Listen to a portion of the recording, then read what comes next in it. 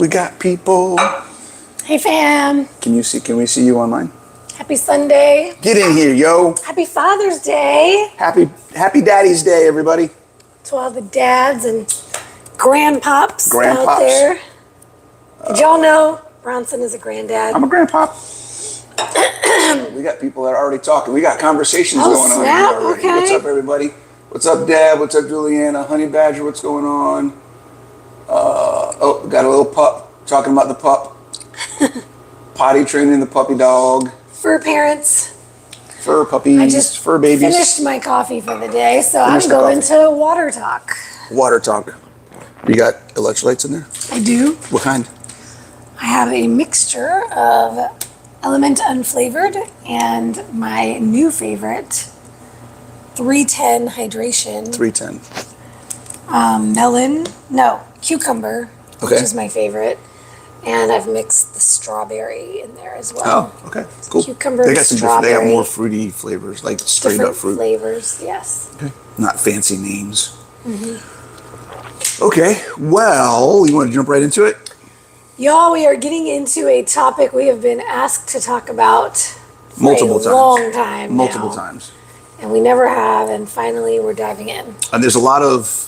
I don't think we've had. There's a lot of pockets. We've touched on this there's a lot of pockets in here, though, because it's like one broad thing, but there's aspects of the self-image thing. There's aspects of your journey. Where are you? There's aspects of...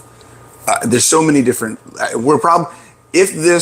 I'll just forewarn anybody watching, if you feel like we're rambling and we're going like this all over the place, it's probably because we are. Multi-pronged topic. Multi-pronged. I like that. Yes, there's many spokes to this wheel. Well, we weren't sure what to call it because we were like, well, we want to talk about these things that all have connections to each other. Right.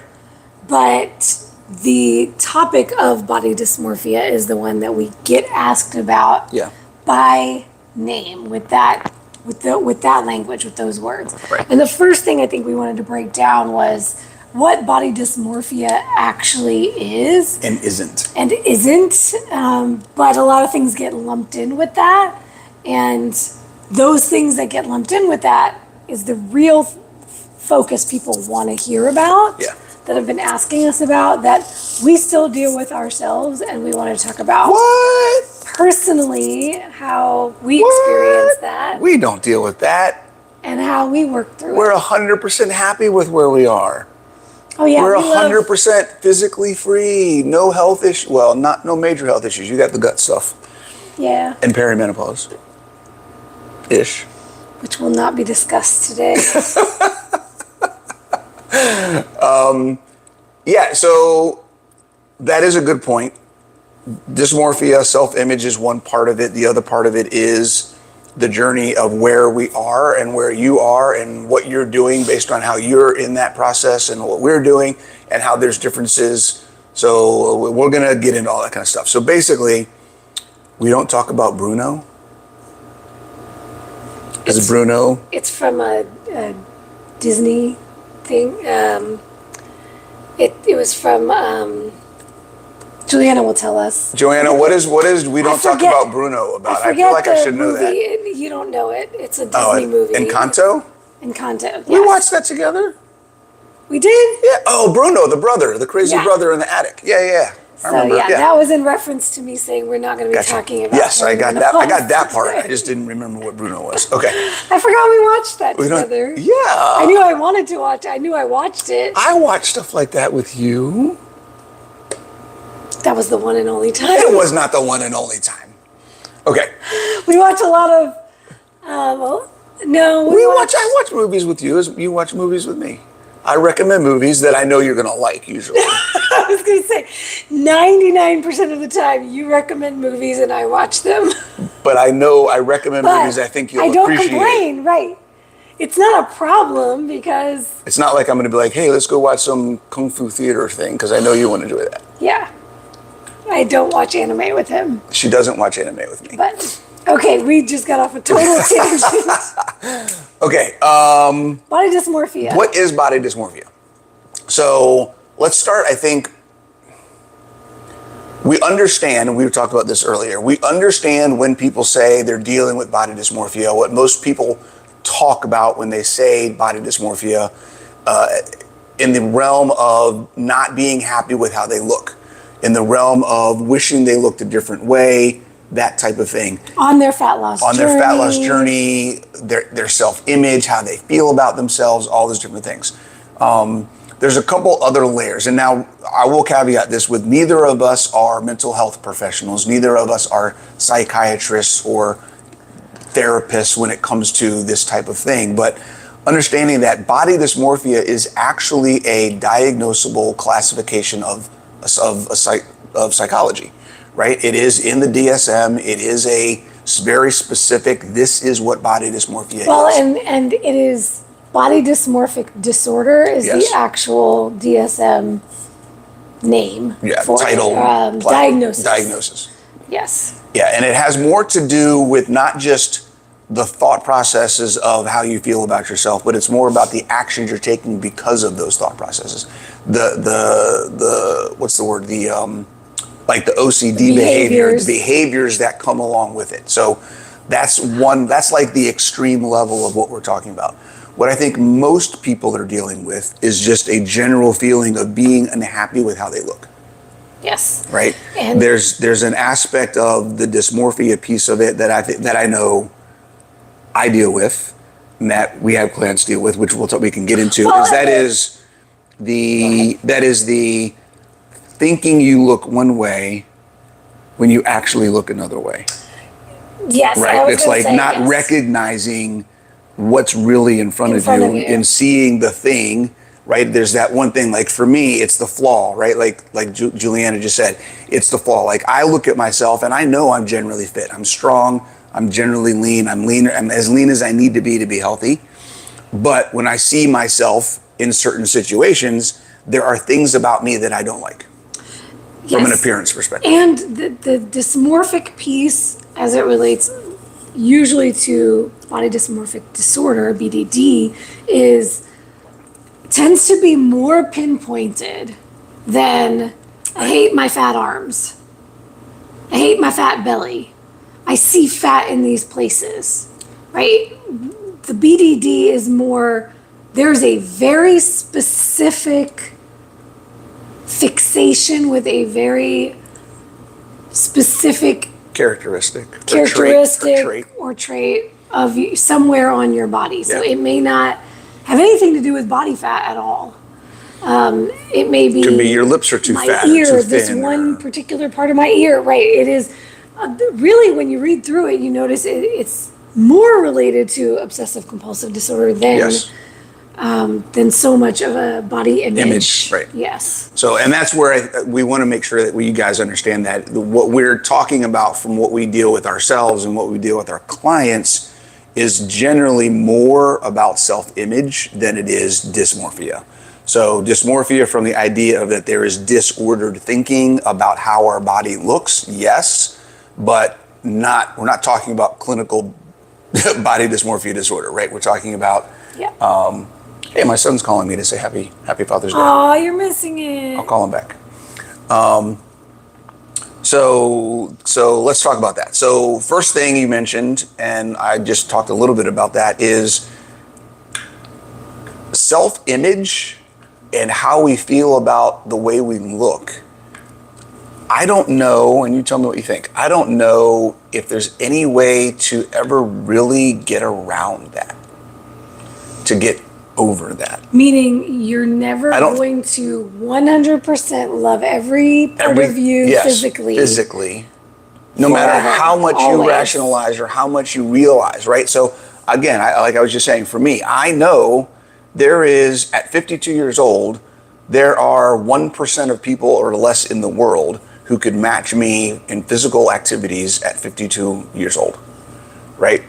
Get me in a room with 10,000 other 52-year-olds, and there might be 2 or 3 of them who would be able to do the things that I can do in general, right? I'm totally cool with that. I'll be in the 1% all day long, right? When I take a shower, I still pinch my belly and go, what the hell? I wish I could get rid of this. Now, I know I can get rid of it, and we'll talk about this part of as we go too, is I know I can get rid of it. I know exactly what I need to do and how I need to eat and live and exercise and everything I need to do to get rid of it. I have been at sub 10%. I've been as low as 7% body fat at times. I'm not willing to do that right now. But even though I know in my head, I'm not at a place where I want to put that level of effort in, and I've acknowledged that and I accept that, when I see it, I still go, ew. Yep. Right? And he'll complain about, my chest isn't big enough, my arms aren't big enough. I want to be jacked. Certain things. But right? I don't really want to be. But then there's other moments. But I don't really want to be. Where you just got to pump. Right. You're like, dude, I feel freaking huge. Or I'll see myself in the mirror a certain way and be like, oh my God, is that what other people see? Like, yeah. And this is something Juliana brought up that prompted one of my recent master classes, which was about these highs and lows that we have, these ups and downs on a day-to-day basis. And it could be hour to hour. Mm-hmm. In the same day that you look in the mirror and you love what you see one moment and you hate what you see the next moment, or you love this part but you hate that part. It can be very extreme from one to the next. Yeah. And that is the struggle right there. I think that is the piece that people really want and need help. How do I manage this? Go work out. Feeling this way about myself and feeling that way. You know, something that just clicked from what you were just saying. Yeah. I want to say hi to Jonathan, by the way, Carnivore Muscle. Thanks for joining. Every time, this just clicked. Well, I'm not just, but whoa. Congrats, Jonathan. He just won his cup. Oh, hey, cool. Awesome. Congrats, man. Coming back after injury, being carnivore, all that stuff. Yeah, nice. Sorry, I have never. Here's something I want you guys to think about. You just connect this on for me. I mean, I've talked about it before, but just refreshed it. I have never felt bad about how I look after a workout.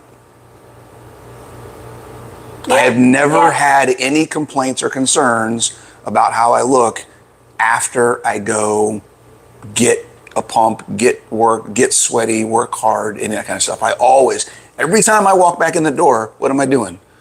You're like, I'm babe! freaking strutting and pumping and doing all that kind of stuff. Because the action of improvement replaces the depression or the negative feelings of whatever else may be going on. Yep. Yeah. I have to say, that's a huge thing. 100%.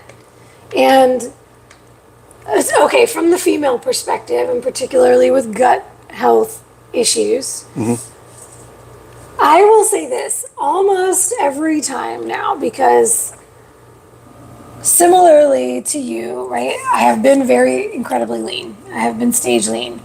I have been fully off season, fluffy, we tend to call it. Soft, yes. Soft and feminine, just how I like her.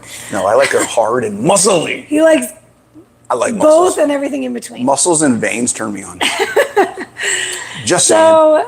So, where I'm hanging out now, which is in between the two, more on the off-season side than the stage lean side, I feel very much like he does. I have been going back and forth about whether I want to get any leaner right now, whether, when am I getting on stage again? Oh, maybe yes, maybe no, because I know what it takes. Do I really want to do what it takes right now to be that lean? Although I love being there. And I will say for the most part, and I have done a lot of work on this, and I will say I do think that there's a place we can get with the mental work where more of the time we like what we see more than we don't. And that takes a lot of mental work because there's nothing you can do on the physical side that will ever just make you feel better about the way you look. Right. Because I have been incredibly lean and more body dysmorphic, more insecure, picking apart every part of my body than I do now with more body fat on. Right. And I don't want anyone to come away from this hearing that you're never going to get over it So you might So as why well not bother? try, right? That's not what we're saying. Well, Yeah. I think what we're just talking about is, one, we want to make sure that you understand that it's something that everybody deals with. We've been doing this for years, right? 14 plus years for me almost. I forget exactly how long you've been on the journey, as long, if not longer than I have.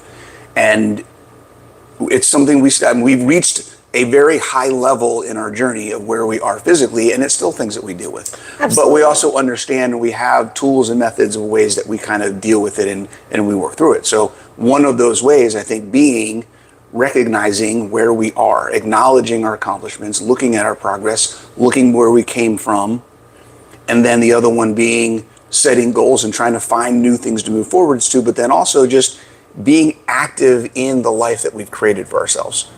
Yeah. Right? So that's another piece. Yes, I was going to say that the piece that I know a lot of ladies can relate to is these days when I'm feeling not so great about my body, it's usually when I'm feeling bloated, discomfort after a meal.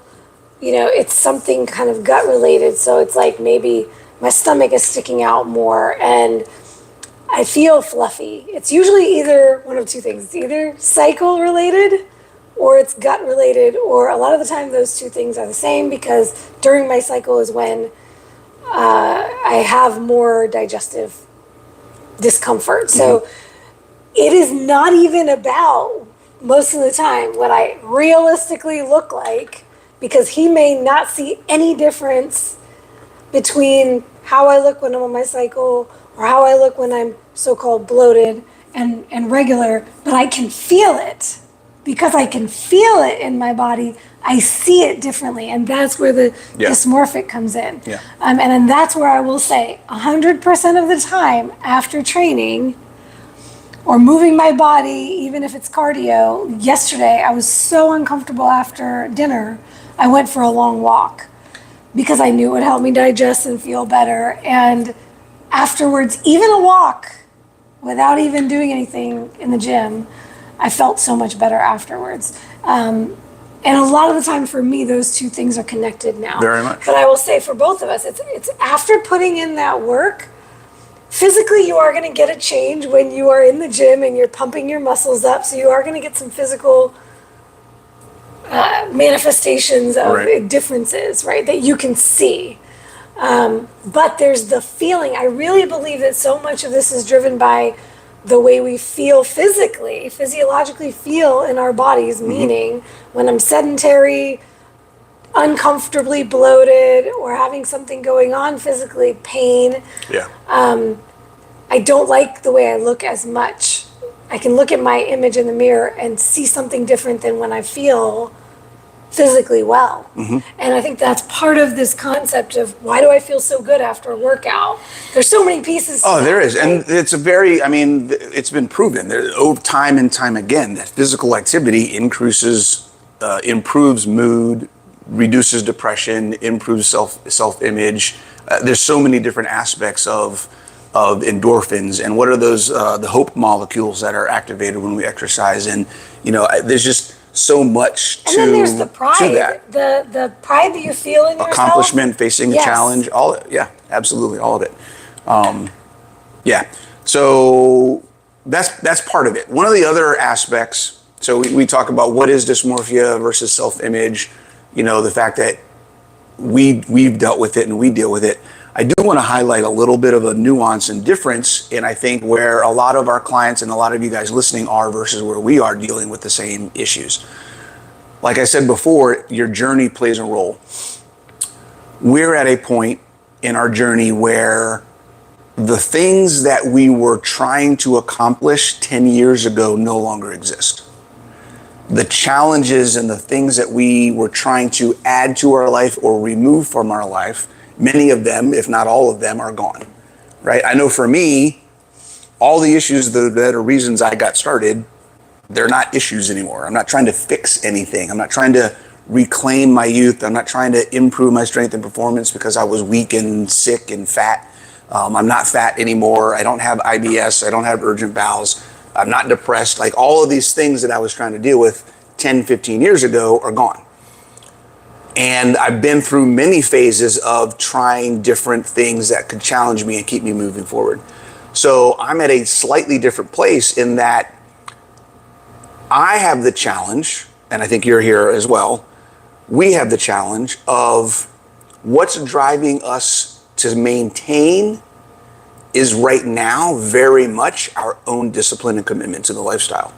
Not that we have any specific goals. I think both of us are kind of like, what are we even trying to do right now? So it's a different conversation, because for us to keep moving forward, we have to kind of artificially make something. You have to put something in front of us. An actual goal. We don't have a medical bill that we're trying to replace or remove. We don't have a body fat percentage we're trying to reach. We don't have a physical limitation we're trying to remove. So the lifestyle that we're pushing for or trying to maintain, that's the difference. We're trying to maintain where a lot of you guys, a lot of our clients are trying to get to the first. Right? So when we talk about what we are willing or unwilling to do to maintain or get to a different level, it's a different paradigm than what you're dealing with. We're at a baseline, and we have a choice whether we want to go higher or not. That's our choice. You guys, many of you, I don't know everyone that's listening, but many people out there are working in a deficit of their health. And you're struggling and pushing and challenging yourself to get to a baseline where you then have the choice. Do I want to stay here or do I want to go more? Yep. So for you, your effort, your options of do I want to do this or not may be different than ours, if that makes sense. Yes, but actually in saying that, something to understand is it's the exact same thought process. Yes. You're going through the same thing that we're going through, and you have to determine for yourself what's worth it to you. Worth it. Yes. And this can, I just want to make it very clear, this can happen especially in keto and carnivore spaces. Get started, lose some weight initially, still have a very long way to go to be optimal health-wise with their body composition and health in general, physical ability, all this stuff, yeah. Right? Maybe they're no longer pre-diabetic, right? Or they're no longer diabetic, or they reversed heart disease risk and things of that nature, right? But they're right under that line. Yeah. And they check that box, but there's a lot of stuff that they could check off if they wanted to. Right. And that's the trap. Yes. That's where we, yeah. Yes. And this is the success trap we talked about a few weeks ago.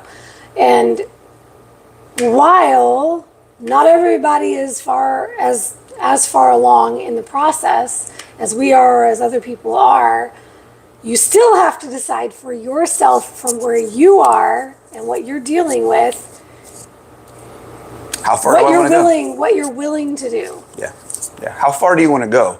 And that is 100% up to you. Okay. So when you are struggling with your self-image, when you are struggling with what you see in the mirror, you have to ask yourself, if I really want this to change, am I doing the things that it's going to take to change this? If I'm not, then why? Maybe you don't really want to change it. Maybe the expectation or the pressure you're feeling from the way that you look is coming from an external source. Maybe it's coming from a trauma as a child. Maybe it's coming from a spouse. Maybe it's coming from things that happened to you in school when you were growing up. There's a lot of things that can be placing that expectation of what you think you should look like that have nothing in the reality of where you are in your health journey. And understanding that you and you alone can decide for yourself how far in this journey you want to go.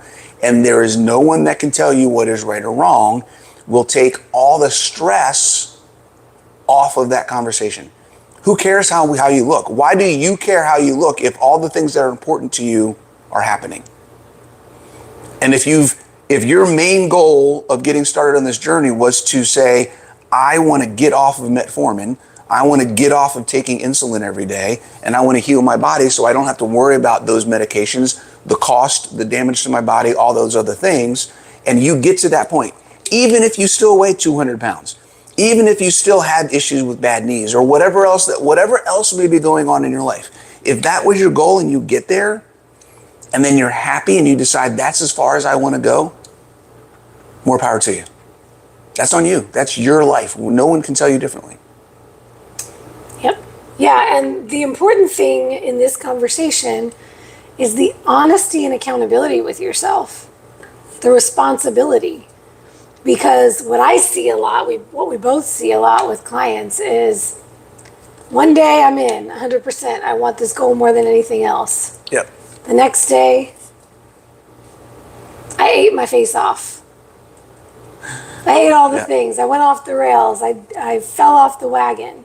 And it's not the accountability. And actually, they don't even say it like that. They don't say, I did anything. Right. This happened and I fell off the wagon or whatever. And so there's this lack of standing up and taking responsibility to say, imagine if every time, if you do have a coach, or if you don't have a coach, you did this with yourself, every time you went off-roading or off the wagon or whatever you want to call it, you said to yourself, well, I just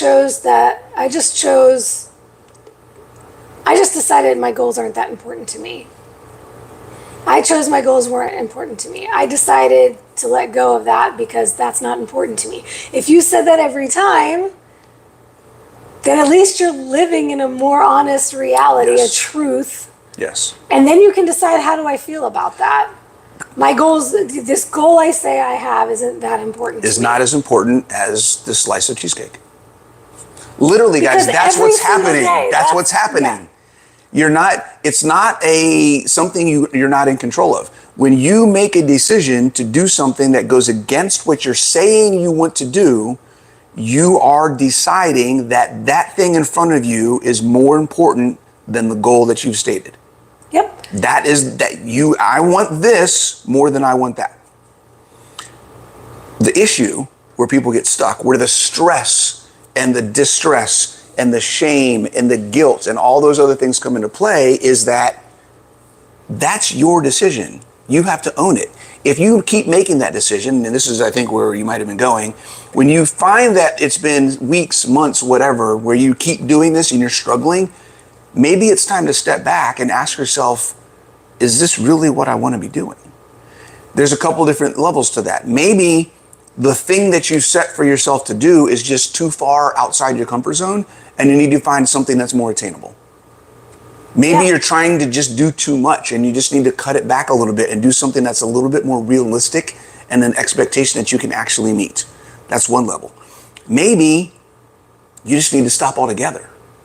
Take a break. Take a break. Maybe this whole idea of improving your health or improving your body or whatever you think, maybe you just need to reset and figure out what exactly are you really trying to do, because what you've stated and what you're trying to do obviously isn't authentic to who you are.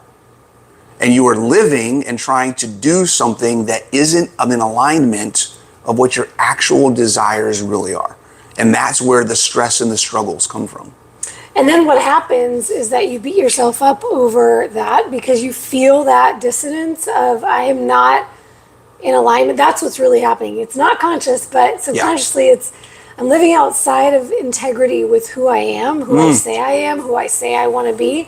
And now I beat myself up over it, which only makes me feel worse. And then I do it again and I keep doing it, and I'm in this perpetual loop. Yeah. And that's not helping you. Just condemning yourself every time is not helping you. So I've said this to a client before who said, maybe I just don't want it bad enough. I said, maybe you don't. Maybe you don't. Sit with what comes up when we say that. If you feel some kind of way about that, take some time to dig into that. Yeah, because just using myself again as an example, like I said earlier, I've been sub 10%. I know what it takes to be sub 10% body fat. Hell no. Right now, I got way too many other things going on. I do not want to take the time to figure out, to do all of the things, the consistency, the tracking, the focus, the discipline that it takes every single day over a period of time to go from where I am now at about 17, 18% to get back down to 10% or less. I have no desire to do that. To change all my workouts, change what I'm eating, get lean with my food again, change up, be more consistent with when and when I'm eating and all this thing. I have no desire. I am happy focusing on the book, my job, the business, this lady here, and doing all the things that I want to do to live my life. That's why I did what I did. To get here so I could focus on other things. Oh my gosh, you know what's crazy? Oh my God, I'm not focused on everything that I eat all the time. My life isn't revolved around a physical goal. It's around living my life. And that's where we want to be, right? And this is a big piece of that too. It's so funny. I was walking around our neighborhood last night. It was a concert on the town Saturday night, so the music was going, everybody was outside. It was just a good vibe.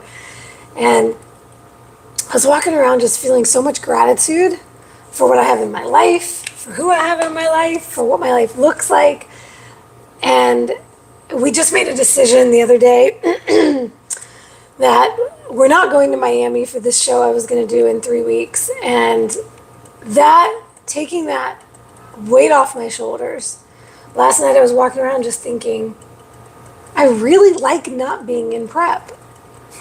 I really like just living my life. I have things in my life I feel so grateful for right now, and I just want to enjoy them and be where I am in this healthy, capable body that I have. And I will tell you, it sounds scary if you've been on a weight loss journey, fat loss journey for a long time. It sounds so scary to just say, maybe I'm just going to stop trying for a little while, because you've seen what's happened in the past when you've stopped trying. And you've gained another 50 pounds every time you did that, right? And now you have more to take off from before. Mm-hmm. I will say this from my own experience. Every time I've just let it happen, it has shortened the time if you're also doing the mental work. Right? Yeah, you're not just stopping everything and not maintaining awareness. You got to stay aware. Yes, if you're also doing the inner work, it does not take very long for me to say to myself, F this. Gosh, this feels horrible. I don't like eating junk. I don't like the way my body feels. I start feeling the physical ailments again. And we were just talking recently about how you started to have some bowel changes, and you were like, okay, let me identify what is the thing that's causing this? Because when you do get healthier, the longer you the longer you commit to beyond the body composition changes, beyond the weight loss, and you actually, the reason why we are both able to say what we're able to say now is because of something you said at the very beginning of this live, which is our lifestyle now is about the lifestyle, not about the goal, the physical goal. Right? So we had other reasons when we started changing our diet. It was never just about our bodies looking a certain way. So that's another piece. I think a lot of the time when you are so hung up on the weight loss, so hung up on the body changes you're trying to make, that we hear it all the time. I don't know what my real why is. I don't know my why. I can't connect to my why. I will tell you, if you let go for a little while and you say, I'm going to give up on the weight loss goal for now, a lot of the time what will happen is you start going into some negative habits you had that got the weight on in the first place, and it will not take long for you to feel crappy. And if you are aware of that, if you commit to just being aware of what the choices are doing in your life without making them wrong, and without judging yourself for it, and without making it about your fat loss journey, but just observing, you will notice my energy sucks. I can't move like I could before. I have the joint pains again. I have brain fog. You'll notice all of the reasons beyond the weight loss that you started doing this in the first place. And if you are aware, it won't take long for you to decide to do something about it for a different reason. Yeah. And that's what happens now for us very quickly. After one indulgent day, don't let it be 2 in a row on a weekend, which this weekend was like that, right? It was like Friday night, and then I was fully planning last night to have a indulgent ice cream after dinner last night. And I did it Friday night. I was going to do it again last night, and I did not feel good. You felt bad after dinner. You were like, ugh. And I was like, I told him, another revelation I had on my walk was, y'all, if you're not already spending time with yourself without the noise, you've got to create that time. Being on that walk, I had so many revelations, but one of them was, wow, in the past, when I was in the midst of my binging and my binge purge, I would have felt like crap from overeating at dinner or something, and I would have just continued. I would have stopped at CVS and got a bunch of junk. I would have stopped at Ben & Jerry's and gotten pints of ice cream. I would have this, that, and the other, and just made it so uncomfortable for myself that it would have now taken days to recover rather than a few hours. Yeah. And last night I had zero interest in doing that. And I just decided, although I had pre-prepped 2 creamies, it just... What the? Yay, freedom! We got balloons. Where did those come from? No, on her Instagram, a bunch of balloons just popped. It's an Apple thing? Okay. So I got balloons. Yay for freedom. So that's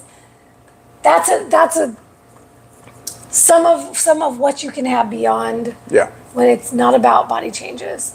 Now, the other big piece from when I was binging and purging, because the body was so important, the leanness I was trying to get to, that's part of what would drive those behaviors. Mm-hmm. It would be, oh my God, I ate all that. Now I have to purge. And then after purging, I'd be binging again. And it just perpetuates itself. So when you don't make it mean something about you, when you're not, oh my God, what's this going to do for my scale weight tomorrow?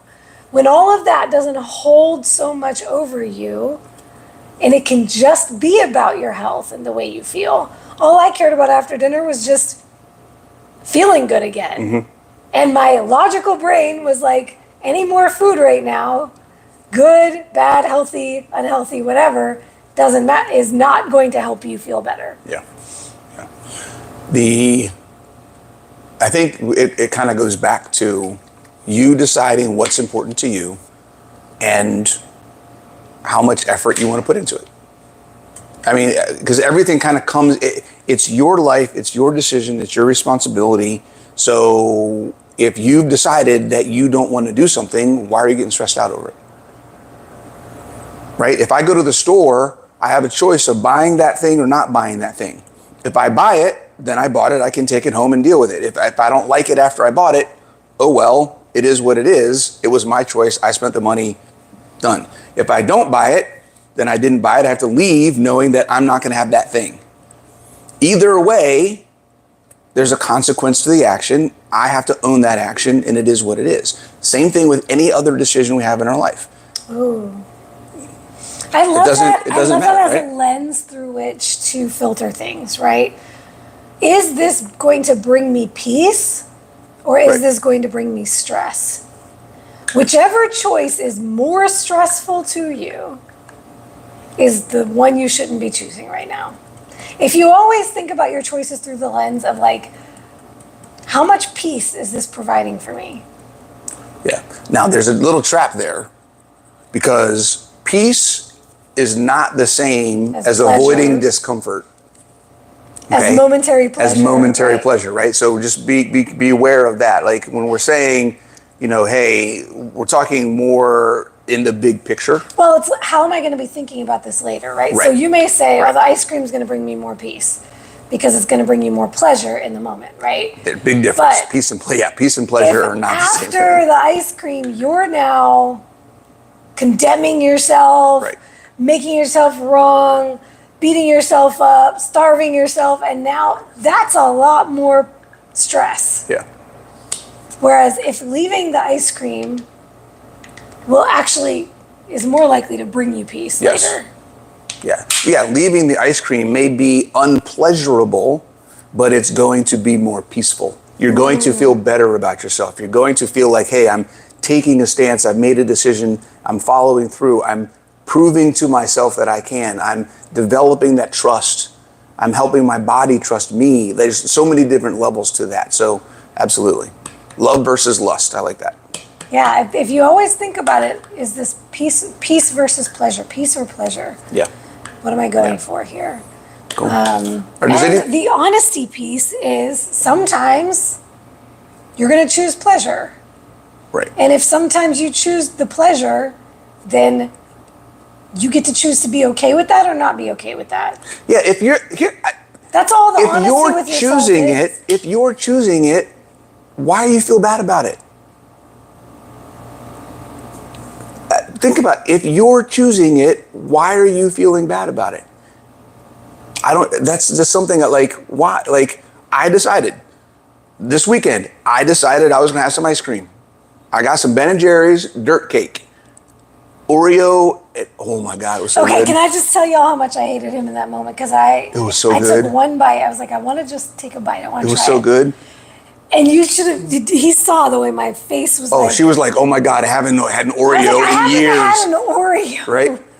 Oh my God, what is this? I can do that. I'm perfectly fine with that. No, oh my God, it's not the healthiest thing. Who gives a crap? I wanted some freaking ice cream. Okay? Is it something I do all the time? Absolutely not. It's something I do randomly every once in a while. Okay? I'm not going to go out and have ice cream every night like I used to. Just like I don't have bourbon every night like I used to. Just like I don't eat pizza every night like I used to. Or all of the other things that I used to do. It's an indulgence. It's something that I've worked my butt off to get to a point of health where if I decide, you know what? It has nothing to do with my health. Whether I've worked as long as I've worked to get where I am now or not, if I was still 250 pounds and I had worked for 6 months or however long I was in the process of my journey, and I decided at some point that, hey, you know what? I know I've been working hard towards this goal, but I really want some ice cream, and I go get some ice cream, guess what? I went and got the ice cream. My choice. Who cares?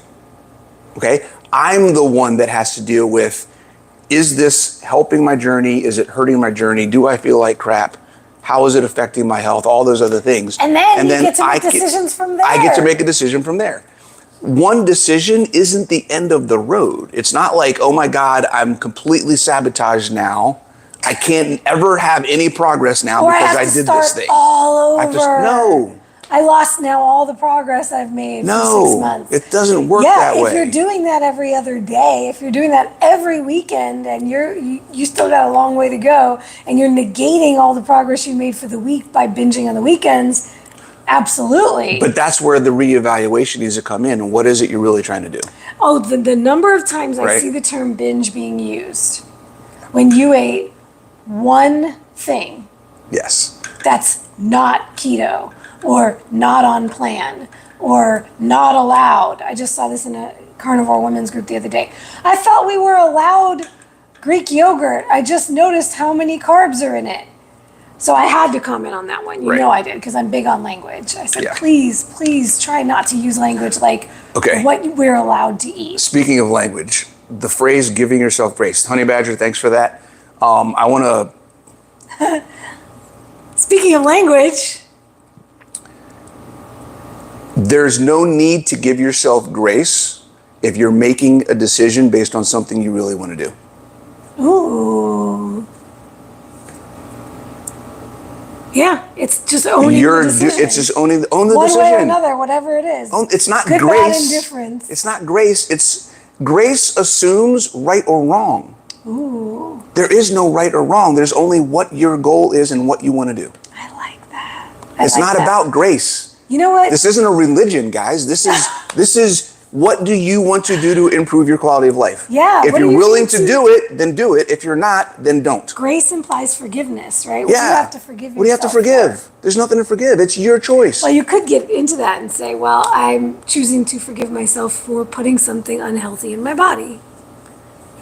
Okay, I can see that. I can see that. Or rather, even better than forgive, I'm choosing not to condemn in the first place. Right. I'm choosing not to condemn myself for it.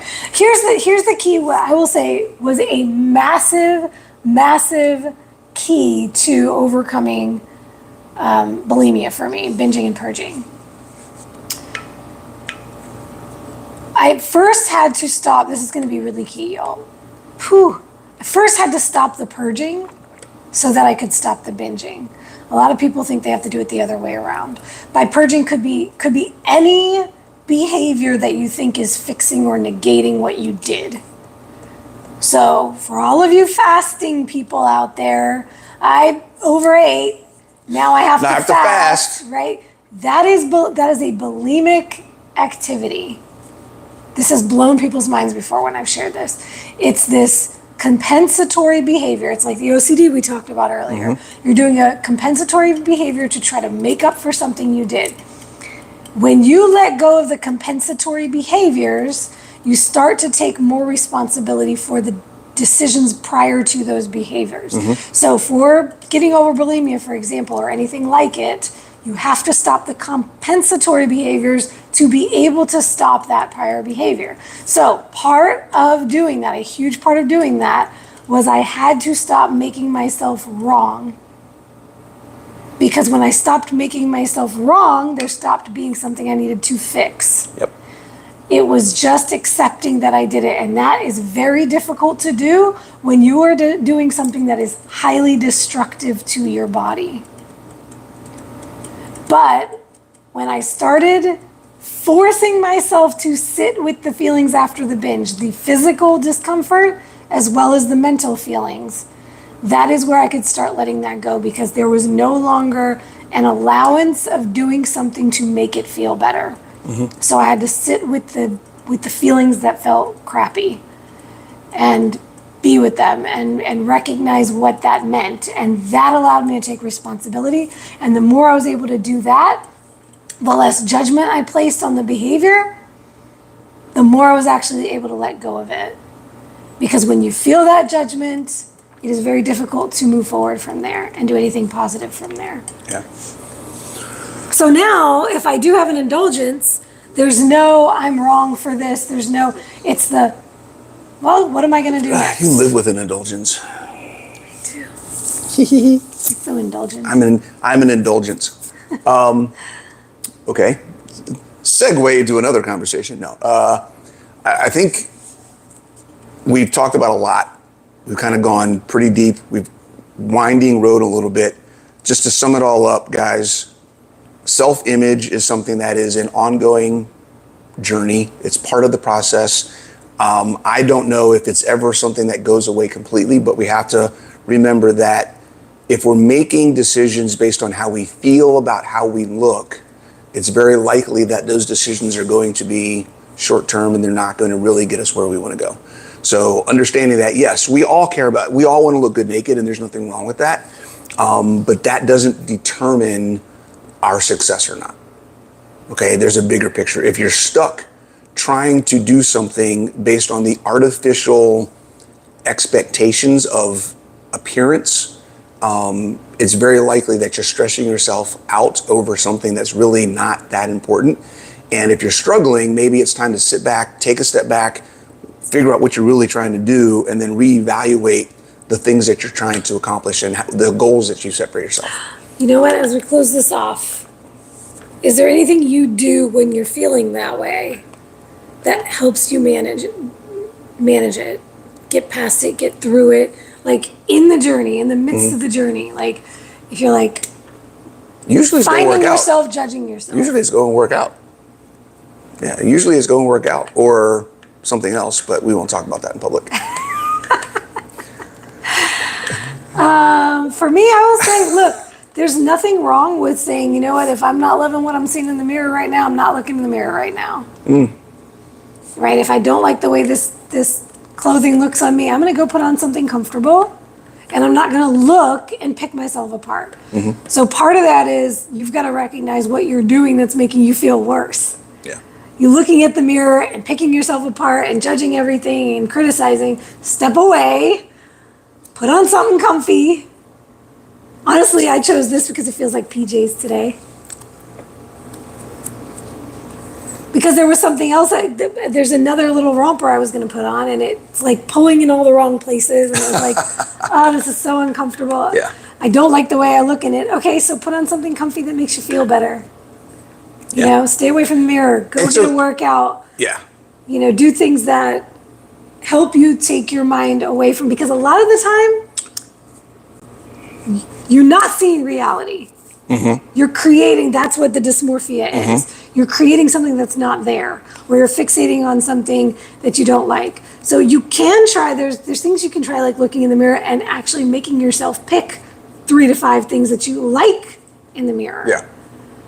You know, or your personality or something like that. You can focus and shift to a positive train of thought. Yeah, something just popped in my head about another trap or something I want to make sure everyone doesn't hear from this. And that is, as much as we're saying, if you're stuck on self-image, maybe it's time to sit back and think about what you're really trying to do if you're feeling stressed from that. What we're not saying is condemn yourself for being stuck on self-image. It's okay. Oh gosh, yeah. Okay. Don't start now criticizing yourself for even criticizing yourself. Acknowledging that you're concerned about how you look is okay. Like, it's okay to be, like, aesthetics is part of the part of something, right? So glad we didn't end. I'm so glad you're saying it's okay to be worried about these things. We're not saying you can't be worried about how you look. What we're saying is, if you're making all of your decisions and you're putting all of the stress and effort into just that, you're going to have more challenges, and it's going to be more complex and complicated and a harder uphill battle than if you also include other aspects of things you can look at. There's more to it than just that. Yep. And I'm so glad Chad shared, I have loose skin that I'm going to have to work on. Yeah. Because this is one of the big things I think of for my ladies. Why are you pointing at me? Because it's something I gotta worry about too. No, I'm You saying I got loose skin? No, you don't. Now I gotta think of what I was saying. Your ladies. So many of my ladies are there because they've done so much work. So part of it, well, I have women in their 60s who, let's be real, y'all, we lose that suppleness of our skin as we age. That's part and parcel of aging. So part of this seeing these things and fixating on these things, sometimes it's going to be accepting that some of these things are never going to change. For some people who've lost a lot of weight, who have a lot of loose skin, all of the training in the world and muscle building in the world may not ever tighten that up. You can do a lot to help, but if you've lost significant amounts of weight, you may be one of those folks who has to recognize that unless I get a surgery, and this is part of what we were talking about before, and what is it going to take for me to get what I say I want? We have to look at realistically what we can change. So for some of my ladies in their 60s and 70s, they're not going to get, the number one thing I always hear. Oh, under the arms? Yeah. Y'all. Bat wings. I still have Bat this wings. too, okay? For women, even the fittest women, like, this is just a place where we all hold fat. So sometimes we have to recognize where it is not realistic. What we're going after is not realistic. And if we stay fixated on something we cannot achieve, then it is only going to give us a world of hurt. For example, earlier on in my competitive journey, when I was competing in bikini and I was competing in a different federation, my body was already beyond what I could achieve for that category. I am short, I am stocky, I have a lot of muscle. And what I wanted, what I thought was possible for me, was this lean legs, very small, everything very thin, you know, this appearance of a bikini competitor. My body was beyond that. I would have to lose a lot of muscle to achieve that. And She was even then, too jacked. even then, my hips, the genetic components, I just wasn't, I will never look like that. So I stopped looking at what I thought I could get to and started looking at what was more realistic for my body. So a huge piece of this is, you know, what am I trying to achieve and is it realistic for me? So understanding that, and then recognizing when it's not realistic for you, it's time to start working on the acceptance piece. Now, we are not the people who are going to tell you body acceptance at all sizes and health at any size. And if you're morbidly obese, you should just accept yourself and that's okay. That's not what we're talking about, because at some point, the physical and the health, the physical appearance and the health do go hand in hand. And at some point, it's not okay to just say everything's fine. Life is burning around me. It's fine. I'm fine. We're all fine. Like you're actually lying to yourself. But and if you're not sure, like ask a professional. We'd be happy to help. You know, inside my academy, we have ladies all the time who say, "Look, this is my goal. Is this realistic?" And we're happy to share that. Okay. Purple Loving Mama, I want to call that statement out. The language, yes. The let's language. Go. There is a difference between accepting something that's not realistic and creating an excuse for why you haven't gotten where you want to go. Okay? Saying that you will never have a bikini body, how are you defining bikini body? That's what I would have said. Yeah. What does bikini body mean? What does that mean to you? Does that mean you're not going to have her body? Or does that mean that you're never going to have a body that you feel comfortable with in a bikini? Because those are two different things. Right? You're never going to have her body. No one's ever going to have her body. Okay? Well, yeah, I'm never going to have somebody else's body. Right, exactly. You can never have somebody else's body or the image of somebody else's body that you think is the goal. But I guarantee you that you for yourself can have a body that you are 100% comfortable with being in a bikini. I guarantee you can. It's just a matter of how much time and effort that you're willing to put into it. And the acceptance piece being, do you feel that the only way you could ever be comfortable in a bikini is if you lose all the loose skin? Because if you're making that a prerequisite, then yeah, maybe it's never going to happen because you have so much loose skin that it would require surgery. But what if you decided that because I have loose skin doesn't mean I can't wear a bikini? Right. Or on the other side of that, maybe you get the surgery. Right. The thing, what are the things? It goes back to the message of today's talk more than anything else is responsibility, authenticity, honesty, right. Owning it. Yeah. One way or the other. Yeah. If you're going to put a requirement on what you think X, Y, or Z means, then the only remaining question is, are you willing to meet that requirement? If you're not, then you have to find something else you have to shoot for. If you are, then go get it. That's how it works, guys. Yeah. And you know what I see a lot of the time? I'm glad she said that because a lot of the time I have ladies come in saying, well, I'm never going to wear a bikini, but here's what I'm going to work on. Mm-hmm. So Julianne, a perfect example. She said, I'm a bikini model. I swore I'd never wear one. She was one who came in and said, you'll never get me in a two-piece, right? Why are you qualifying? Why are you utilizing that? Why are you saying that? Because you're now putting a limitation on yourself. And a lot of the time where it's coming from is, I don't believe that this is ever possible for me, so I'm just not going to make that a goal. Yep. I'm going to set my sights lower. And maybe for you... We can go on a whole nother hour. Yeah. And then, right. Well, this is why I like to say never, because it's like saying, well, I'll never be able to do pull-ups. So I'm not going to try. And this is where that comes from. There's a part of you that's so afraid of trying. Of failure.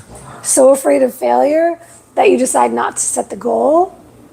And of course, there is the realistic piece of that, where you have to recognize. But at the same time, like, who's to say you could never get a pull-up? I've got like 10 ladies in there working on their first pull-up now. I can guarantee you this. You will never get your first pull-up. You'll never get your first push-up. You'll never get in a bikini if you decide it's not possible for you. Yep. The minute you say never to anything, you automatically take it off the table. Yourself. It's all. It's never. If you say never, it's never going to happen. There's no way it can, because you're never going to try. What's the worst that could happen if you did set the goal? Here's the takeaway. Ask yourself, what would it take for me to get this thing I say I want? And then, am I willing to do that? And then, am I willing to do that? Yeah, that's what it's all about, guys. Cool. Okay. Boom. All right. We could literally, that was opened up a whole nother conversation we could talk about. So it's been an hour. Thanks for joining us, guys. This has been another episode of Coffee Talk with Coach Nat and Coach Bronson. We'll see you next week. Have fun. If you have any questions or topics or things you guys want us to talk about, please, you know where to get us on her Instagram, the Keto Bikini Pro, or my Instagram, coach.bronson, or YouTube or email or Facebook, all the different places. Just shoot us a message if there's anything specific you want us to talk about. And I just opened enrollment for the KBB Summer Shape Up Challenge. There is $5,000 in prizes up for grabs. I would love to see y'all I want some of that. in the challenge. Can I get $5,000? You don't get to join. Damn it. You're not a woman. Sorry. Damn it. See you guys. Bye.